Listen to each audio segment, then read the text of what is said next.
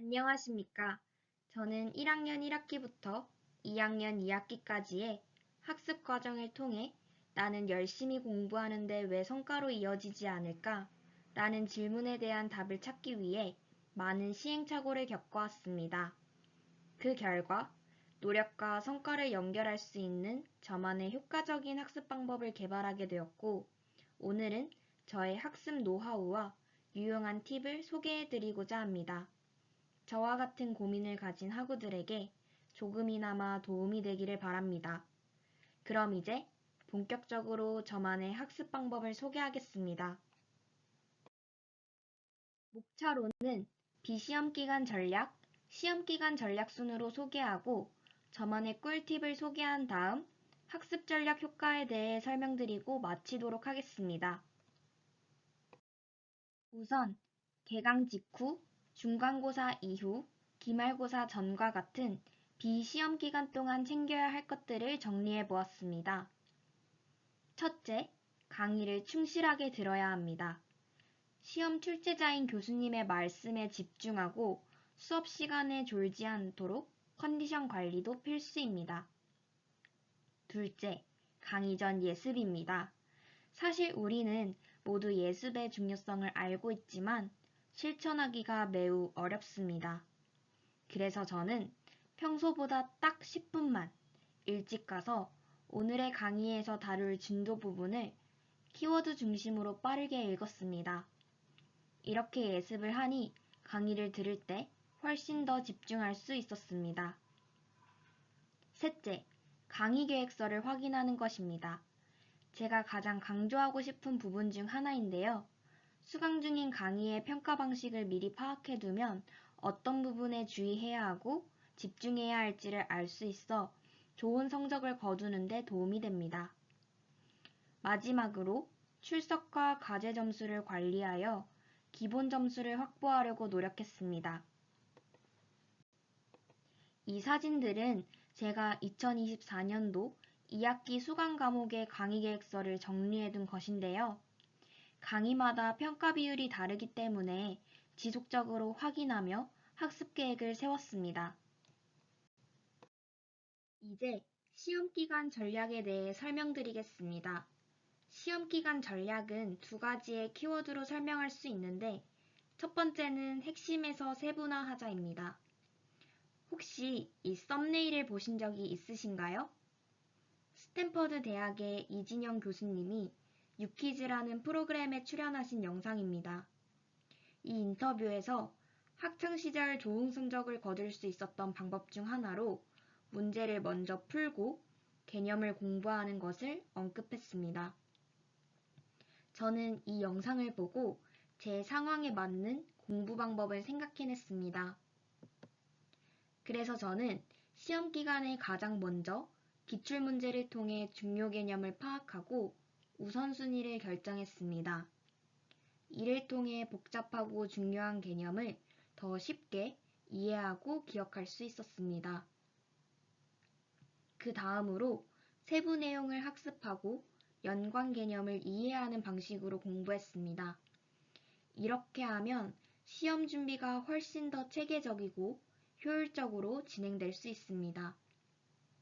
기출문제는 학습 내용 중 가장 핵심 포인트가 정리된 것이기 때문에 시험의 특성과 효율적인 학습이 가능했습니다. 그럼 기출문제는 어떻게 구하냐고요? 바로 저만의 꿀팁은 학우분들이 모두 무료로 이용할 수 있는 에브리타임이라는 어플을 활용하는 것입니다. 이 어플에는 강의마다 직전 학기, 전년도 혹은 5년 전 수강생들이 실제 시험에서 어떤 유형의 문제가 출제되었는지 확인할 수 있습니다. 이 사진은 제가 2024년도 2학기에 수강하였던 전공 과목 중 하나인 물류 시스템 분석이라는 강의의 시험 전략과 문제 유형, 문제 예시를 활용했던 것을 캡처한 사진입니다. 이는 포인트가 있어야 열람할 수 있기 때문에 내용은 가려두었고, 포인트는 내가 수강한 강의의 강의평을 남기면 얻을 수 있기 때문에 무료니까 모두 활용해 보셨으면 좋겠습니다.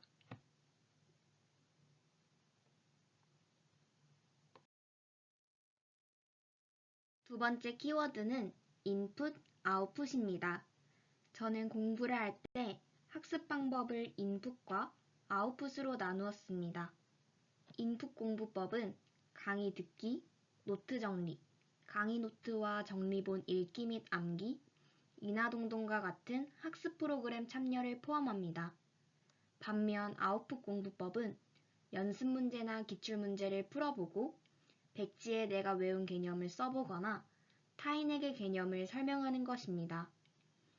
여기서 강조하고 싶은 것은 바로 백지 공부법입니다. 이 학습 방법은 내가 부족하거나 더 학습해야 할 부분을 알 수 있기 때문에 복습 효과가 극대화되는 방법입니다. 백지 공부를 한 후에는 몰랐던 부분을 다시 확인하며 오답 노트를 작성했습니다. 시험 직전에는 이 오답 노트만 확인하고 시험장에 들어갔습니다. 그리고 인풋 공부법 중 하나인 노트 정리는 손글씨가 아닌 노트북을 이용해 구글 문서에 정리했습니다. 이 사진들은 제가 외운 개념을 체크해 보기 위해 AI를 활용하여 실제 문제 유형과 비슷하게 개념 문제를 만들고 실제로 풀어본 것입니다. 그리고 이 사진은 제가 수강한 강의들을 구글 문서에 정리한 것입니다. 이 부분은 저만의 꿀팁인데요. 바로 자투리 시간을 활용하는 것입니다. 구글 문서를 통해 기기간 연동이 가능하기 때문에 이동 시간과 같은 자투리 시간을 활용하여 학습할 수 있었습니다. 다음 꿀팁은 타이핑 공부법입니다. 앞서 말씀드린 것처럼 노트 정리를 구글 문서를 이용했던 이유는 빠른 속도로 노트를 정리할 수 있어 시간이 단축되기 때문입니다. 또한 수정과 편집이 용이하여 백지 학습에도 편리하고 여러 개의 백지 노트를 만들 수 있어 반복 학습에 도움이 되었습니다. 이제 총 4단계로 요약해 보겠습니다. 첫 번째 단계는 비시험 기간 동안 강의를 충실히 듣고 10분 정도의 예습을 하며 미리 강의 계획서를 확인하여 학습의 기초를 다지는 것입니다.